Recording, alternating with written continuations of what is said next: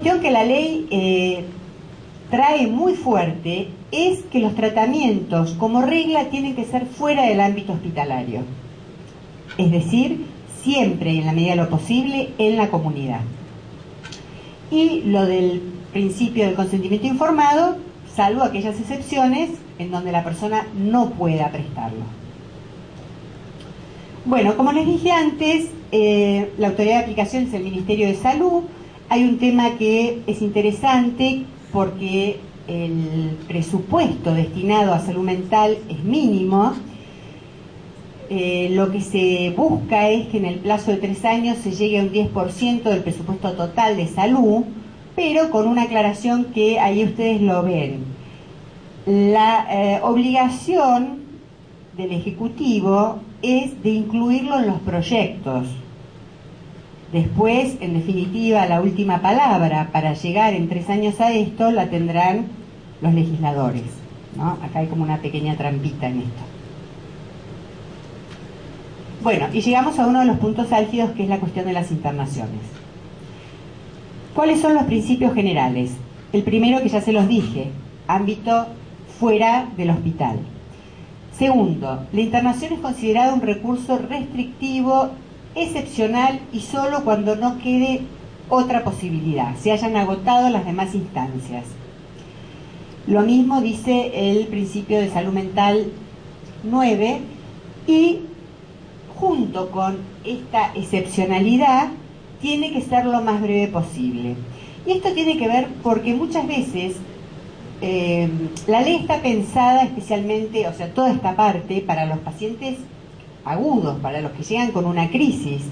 Lo que la ley no quiere es que esa persona se quede internada mientras trata de solucionar la problemática familiar. Lo que pasa es que también es cierto que si la familia es una familia disfuncional y en definitiva le provoca situaciones de crisis, la clínica o el hospital la va a compensar y de nuevo al ir al mismo medio va a volver a ocurrir lo mismo. Pero se puede ir trabajando con la familia desde un abordaje menos restrictivo, en otro lugar, no internada en una clínica psiquiátrica, ¿no? Eso es un poco a lo que apunta. Más principios generales de la ley.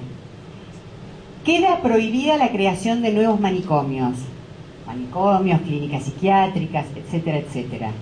Los que están deben ir adecuándose a las formulaciones de la ley hasta que nos encontremos con todos los nuevos dispositivos. Y esto es un tema importante y difícil hoy de implementar, que es el tratamiento de las personas en los hospitales generales. Porque la realidad, supongo que acá no será muy diferente, es que no están preparados. Entonces, cuando hay una persona que está con una crisis aguda, empiezan primero a pedir consigna. La persona rompe cosas, asusta a los otros pacientes. Digamos, hay toda una serie de cuestiones que la ley, yo lo dije, y no es que esté en contra de la ley ni mucho menos, pero la ley salió muy rápido y todavía no estaban los recursos. Entonces ocurren estas cosas. Faltó como un poquito de coordinación, digamos, por llamarlo de alguna manera.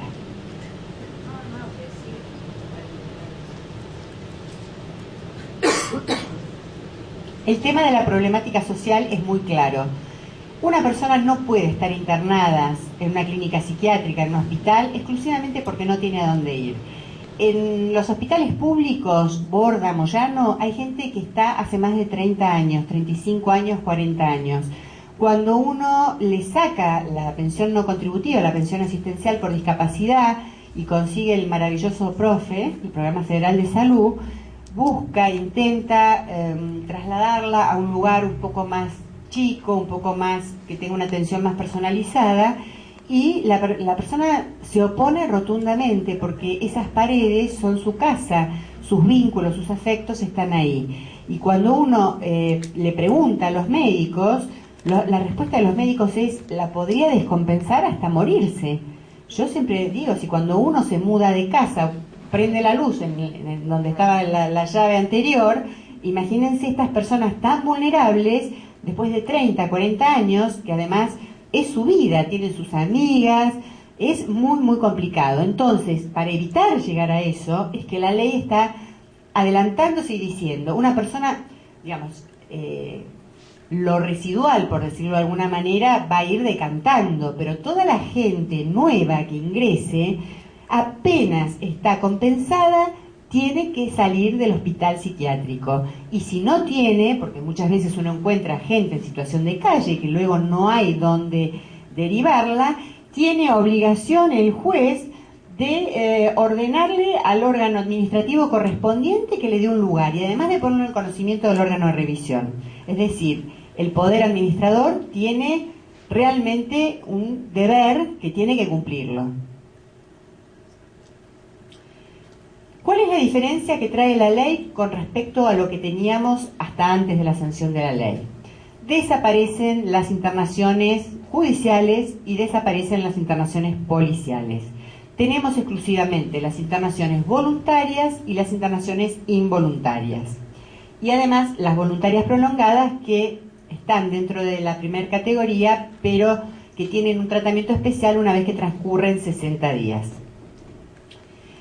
Toda internación, trátese de voluntaria o involuntaria, el equipo tiene que cumplir con determinados recaudos. Es decir, llega una persona a una clínica y dice, yo necesito internarme, me quiero internar. El equipo la tiene que evaluar y ver si realmente esa persona, por más que quiera internarse, necesita la internación.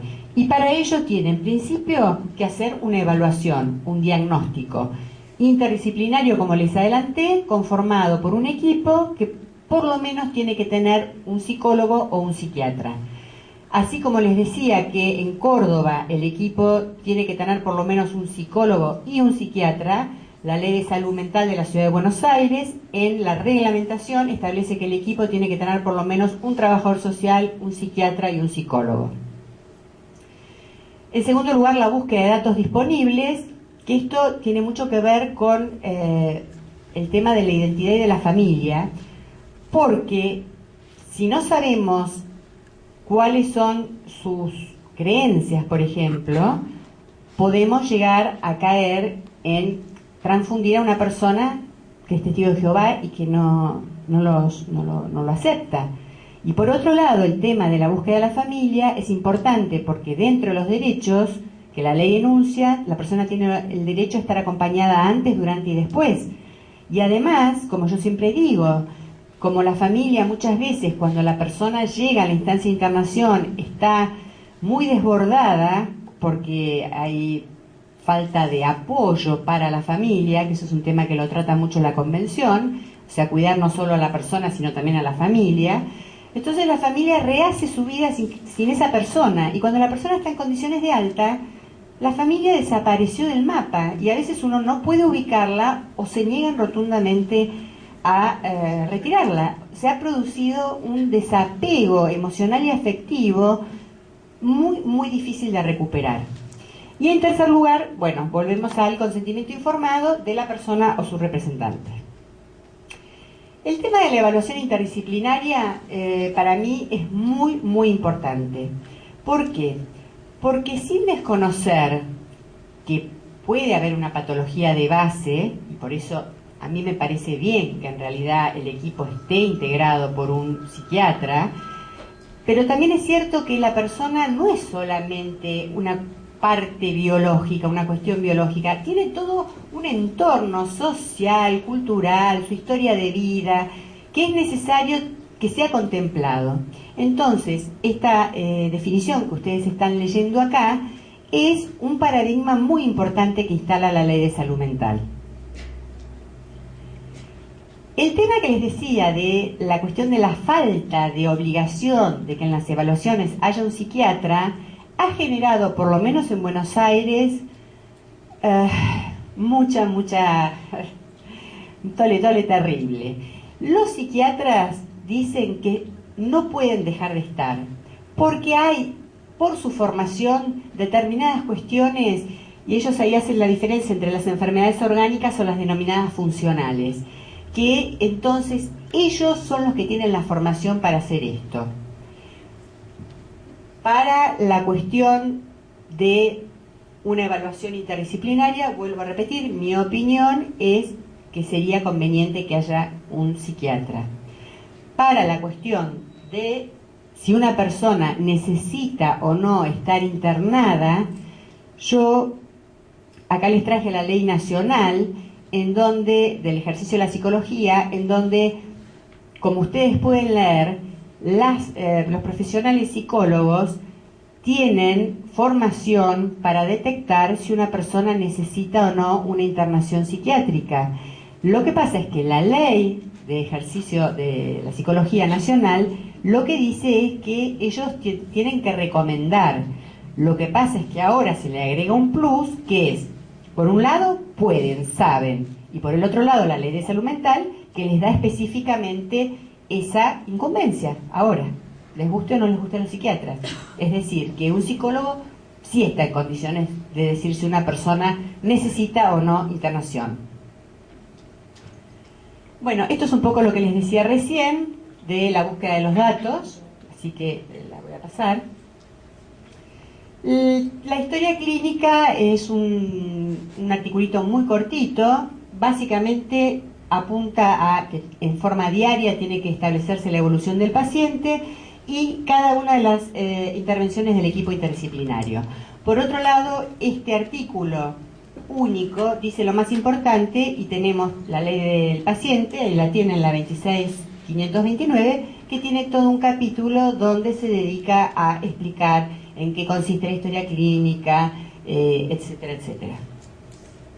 Y otra cosa que me parece importante remarcarles es que lo que la ley dice, porque acá siempre es cuando viene la confusión, porque los médicos tienen una cosa de como que la historia les pertenece y no se la quieren dar. La ley de los pacientes, digamos, es del paciente. Ahora, el documento es una prueba que está en la institución. Lo que la ley dice es que en 48 horas de pedida tienen que dar una copia certificada. En materia de salud mental, este es un tema más delicado, porque muchas veces, como la ley establece entre los derechos el acceso del paciente mental a su historia clínica, podemos, eso por lo menos dicho por los profesionales cuando uno los va a ver, generarles una situación de angustia, de crisis, etcétera, etcétera, ¿no? Entonces dejo planteada acá la cuestión del privilegio terapéutico, hasta dónde, cuándo sí, cuándo no. Pero tiene que todo estar fundado cuando es no.